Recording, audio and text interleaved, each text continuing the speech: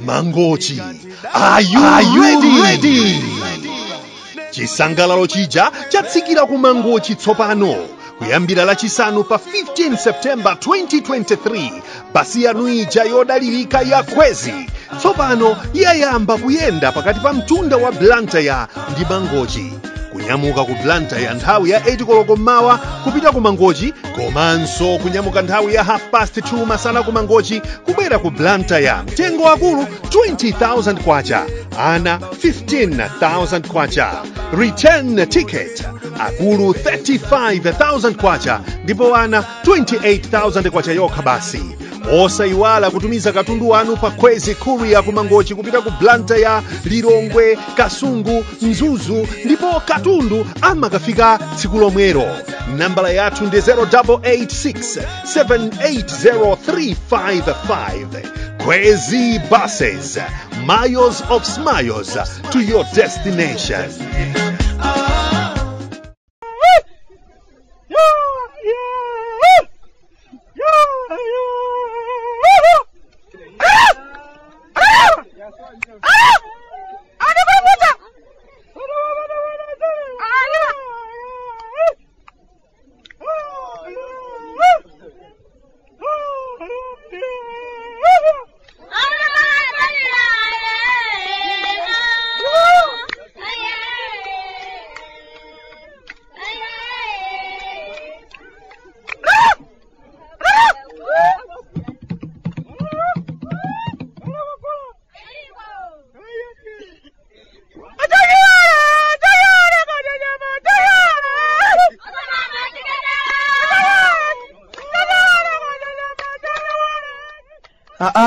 Kalata timechoka kumudzi kumalawi.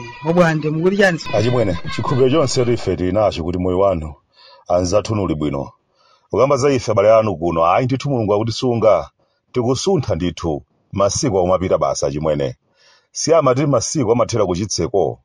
Munthu lero lino ndadzuka mmawa kufuna kulemberani kalata kuti ndimve zanu zonse kumeneko zikuyenda bwanji. Akale simundiyankha kalata zanga, komabe ndimakhalabe nako kulimbika mtima kuti ayi ndithu abale anga aja ndiwalembere kalata basi ndimve kuti kodi zikutha bwanji kumeneko. Mundilole ndiyamikirenso kwambiri basi zomwe zija zotsogola za Khwezy. Lelonso zandigulira sitampa amwene. Nthawi zonse amandilimbikitsa kuti Bwande musadandaula kwambiri za sitampayi. Akhala bwenzi lodalirika kwa Bwande, komanso anthu onse pa ulendo kwathu onse kuno kwazilumika zoposera 6 tsopano. Kuyenda bwino osati mwayaviyavi, kusunga nthawi komanso ukhazikika pa nsewu. Ukufunsa chani kodi? Zakuti ndatomekweza chuma kwathu kuno kuyenda bwanji? Achimwene, mpaka pano sili kudza kuti zinthu zikuyenda bwanji. Paja posachedwapa analankhula munthu wamkulu kuti izi ayi, izinso ayi, komanso tipanga zakutendeza kuti kwalankhulidwa ndithu zambiri zogwira mtima. Zambiri zimene anthu ife timakhala tikulira kuti iyayi, izi tachitani, izinso tabaa chitani. Zikuoneka kuti amamva achimwene. Zimafika ndithu. Ndipo olankhula angoyendanso momwemo, ayi titere. Kodi anthuwa zikuoneka kuti zimene anthu ife timalankhula iwo ndithu zimawapeza. Abulazinso akulankhula posachedwapa kwa anthu analankhulaso. Mandinena nthawi imeneja kuti ine nkhalamba, manena kuti ndopanda mano, munandithamangisa ine mwachipongwe, kaya munalozedwa kaya, chifukwa ine ndimachokera kutcholo ine, zamasenga ndimaziziwa. Anthu amamva ndithu, zimawapeza. Amapanda kusintha, osapanga zimene anthu ambafe tikufuna, zikuoneka kuti kumakhala kufuna kwawo basi. Thamo pang'ono, kusafuna kumvetsera kuti kodi munthu wamba pansipa kuti bwanji. Mukulankhula kwawo bige, achita zimene anthu takhala tudandaula. Abwana vimagalimoto vikulu vidakwa vakumwa mafuta koopsa votonongera ndalama. Zikuoneka kuti anamva, ndi aliyense akuti avale nawo zilimbe. Atsitsa mafuta agalimoto ndi theka. Zuma zangu ndikhuzano kuti kodi kumvako ndiye kuti kumachedwa pati eti?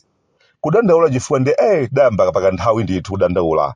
Ndipo tikuyembekezera kuti zimene zachitika pakadali panozi zimenera kuchitika paka nthawi. Koma tidalolera ndithu kuti madzi afike kaye nkhosi.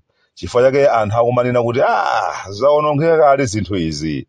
Ndithu mmene anthu adayambira kung'amba kukamwa za maulendo opita ku Msuma, kunja kutali kudandaula kuti kodi tikuvutika ife kuti ndalama yakunja kwathu kuno kulibe, kodi nanga kunja kumapitidwako sizokhazokha zononga ndalama yakunjazi.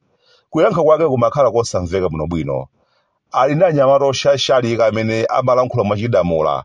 Ndithu tikadali timvere bwinobwino kuyambira pachiyambi. Ndikukhulupirira kuti sibwezi tafika pamene tafika apa chimwene. Komanso chimwene kulankhula ndikophweka. Zimadzaoneka ngati mkatikati muli anthu amene akuyesetsa kuti munthu wamkulu wadzilankhula koma iwo ali osafuna kupanga zimene munthu wamkulu alankhula. Zimadzaoneka ngati ena ake amazazitenga zinthuzi mwachibwana kwambiri.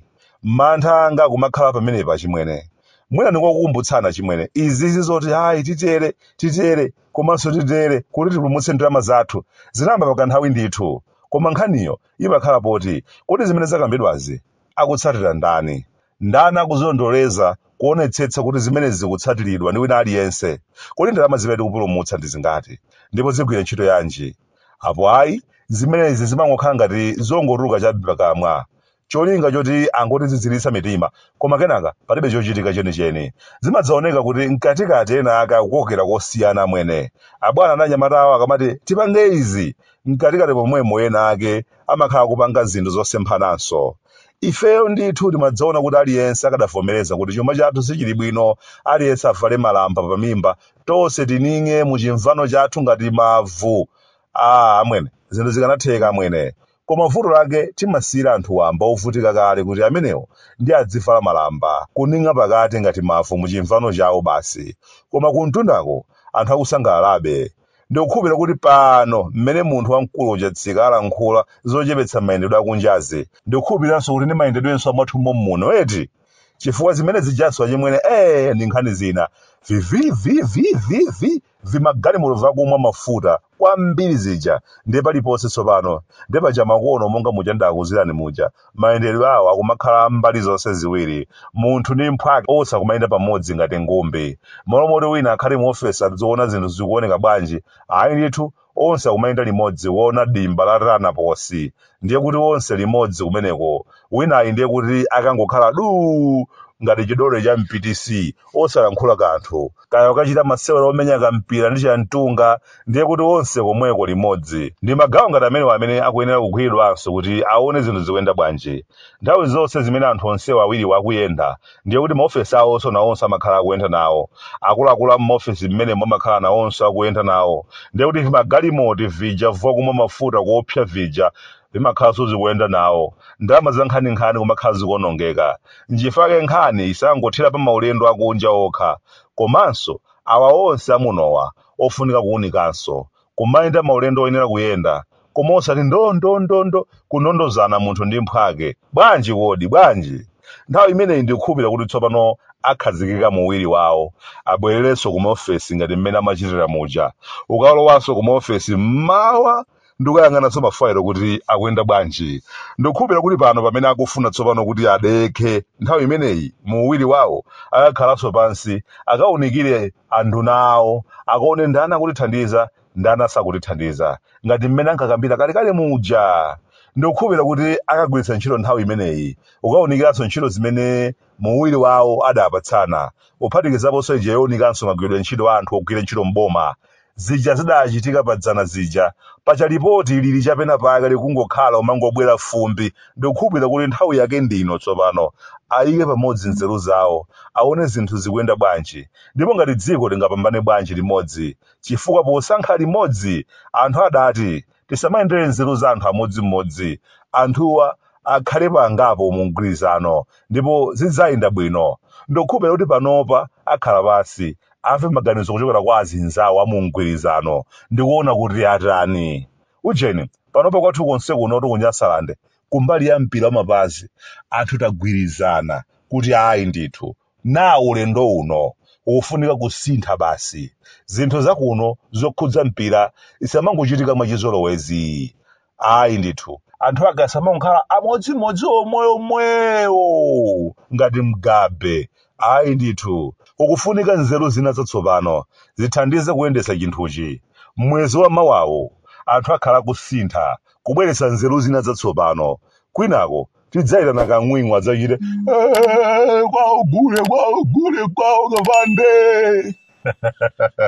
Ata ine wano kuno kumudzi ku Malawi Bwande. Kufuta kunyasalande sunga mvetse.